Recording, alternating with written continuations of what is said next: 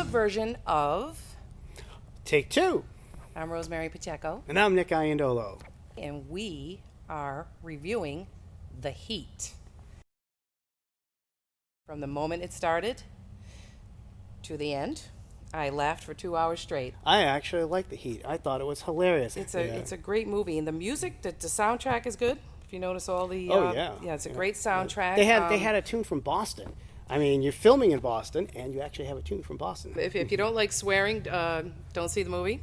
Yeah, because it's every other word. But this is a top-notch film. I'm going to give it a Motif must-see. Oh, totally. All the way. Hey, Nick and I Yeah, agree. we have a Take2 first. Motif must-see. We actually have a little bit of an addition to the show tonight.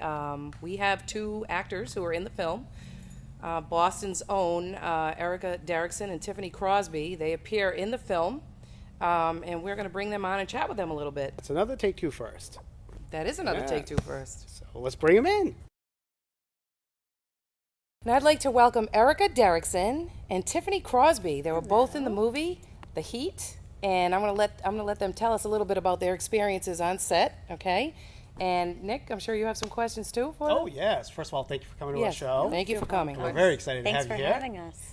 And like I was telling Rosemary, I loved the movie. I thought it was hilarious. Me too. We loved it. A lot of great scenes. So good. It's hard almost to talk about it and not give a lot away. It is. But, so I have a question. Could you tell us like some real memorable on-set stories, especially some that involve like gaffes or flubs or anything like that? Funny stories. Actually, there's this scene where Melissa is running out to go in the hospital at some point, and there's this time when the lamp falls.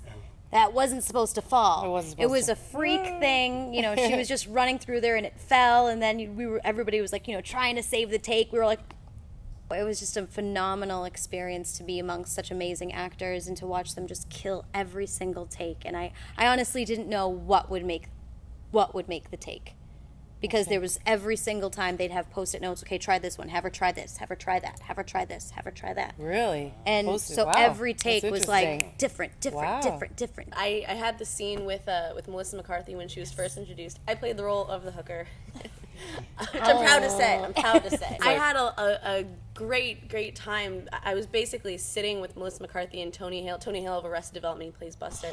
In between takes, the two of them were constantly doing improv back and forth. The funniest stuff you've ever heard. That was the real tragedy for me. That all of those were not like recorded. We did a lot more, and there was a lot of like improv and more back and forth. And we were really doing it. And then when you get to the final film and you see it, it's frustrating because there's more. They cut down a lot. But then you see you again right through the window, and Melissa's actually chatting with you through that window. Hey, how you doing? She is just like the sweetest person you could ever hope to. Well, that was She's one of my other wonderful. questions. Is she like her character in real life, or? It's so funny. She doesn't usually swear, Yeah. as much. So I think I read an article where she said that, she apologizes to her mom for swearing so much. And like her mom came on she set. does swear a lot. Her kids came on set. Now, how many were you? So you were required 39 days. Mm-hmm. You were. I was only on set one day, but it was probably one of the greatest days of my life. God. I was even though my scene was pretty small, I was called a principal actor. So I wasn't an extra. I had a speaking role. And the cool thing about that is that you get your own little mini trailer. Oh, cool. Which was really cool. So arriving on set and signing in and then being pointed to my trailer, it's like, It's cool when I see it on the big screen and I look at it and I'm like, watching it, I was sitting there with my husband. I'm like, that was the day that I was late. that wasn't supposed to happen. She wasn't supposed to drop that, but okay, I'll stop. Just so you know, that was okay. That's how it was. I was just like, come on, tell me. I want to tell you everything. Tell me. I want to tell you from day one. That was the first day of shooting. That was the first thing they did. Remember? Now, and there was a story behind your appearance in the film. I landed the audition last summer. I actually just started acting in Boston last summer. Landed the audition. It was it was a small part through CP casting, and I got the call back. That's what every actor wants, is the call back saying, we want to see you again. And I had to say no. I said, I'm sorry, I'm going out of town. I'm leaving for Italy on Monday, and the callback was on like a Wednesday. So I'm sorry. There's no way. I'm going to Italy. So thank you very much and best of luck. And so I got a call on my cell phone being like, hello, Erica. You know, I just wanted to inform you that you're actually the director's top pick for this role right now. So I highly encourage you to consider Change your changing plans, travel maybe? plans. As if like I'm just going to the Cape, you know? What would So come now up? 5 days before I'm supposed to leave for Italy, I call him, hey. Guess what, Dad? So, I love you. but I get a call like the next day, and my dad's like, all right, your flight's now on Thursday. So I went on the callback audition. I met the director. I met Paul Feig here in Boston. I did the callback. I was a hooker again. Yep. And then I flew to Italy the next day. And I had no idea if I got the part or not. And then, like 3 days later, it's the morning of my dad's wedding, and that's when I got the email saying that's I got great. the part. Erica, just tell a little bit about your the group and how Sure. you know what you do. Besides, Sure. you know, we know you're an actress, but there's other things you do as well, which are great. Tiffany is as well. Hollywood East Actors Group is an online networking community that I started in September. Within 10 days, we had 1,000 members. Yep. And since then, over the past 9-10 months, it's really become like a force of nature. You are a comedian. We actually, and we met through the group. Yes. We met Did you through meet the through group. the group? Yes. Okay. We met through the group too. You met through the group too, yes. Yeah. What are you doing now? You're doing your. I know you are a comedian and an actress. Yes. I know you're doing independent film like Erica does. Yeah, I do. I do some independence. I mostly am focusing on the craft right now. Okay. My comedy's kind of gone a little bit to the side just because Okay. I'm falling in love with the craft all over the again. drama okay. You know? Okay. Yeah. So right now I'm taking classes at Stryon Studios. Yeah, okay. It's just phenomenal. I Yeah. just can't speak enough about that. But yeah, I started to do comedy. Looking at Erica like she knows the date. I've seen her perform, and When she was is it? I've hilarious seen and your- I've seen raunchy stand-up and on just will make YouTube. you a little Yeah, you can see it on YouTube. But Just she's right, Tiffany definitely- Crosby, Tiffany dirty Crosby. stand-up, but it's dirty. Tell us what a stand-in is. Okay, so basically what happens is stand-in is basically there so that everybody else can set up. So what will happen first is you'll see your rehearsal. Then after a rehearsal, you have to watch and see what they're doing, and then you have to mimic what they do as they run through the shot with the camera or whatnot. alright. And then you have to stand in the places as it goes so they can get the correct lighting and everything. So I was literally, every single shot you see Melissa McCarthy in, I was there like 3 minutes before. Three minutes if not, before her, if not yeah. sooner. So, Erica, Tiffany, what's next?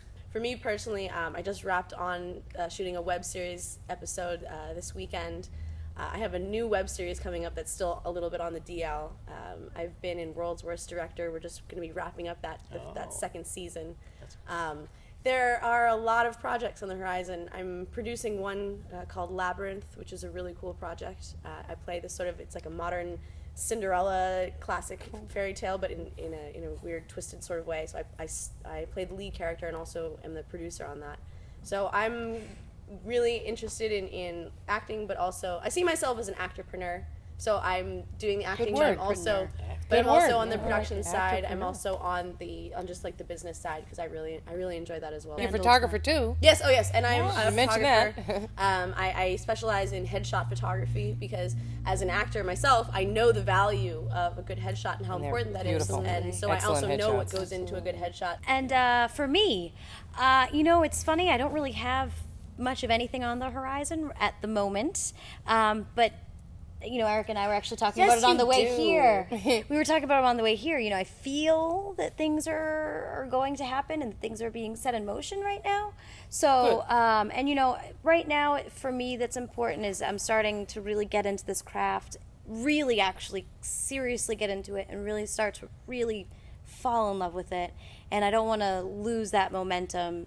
And so I feel like if I keep doing that and working that craft, and things will come. Theater and film awards are happening right now, so go pick up a paper. And I wanted to find out, Nick wears his NLV Project shirt all the time, but today he's not. So I want to ask him why.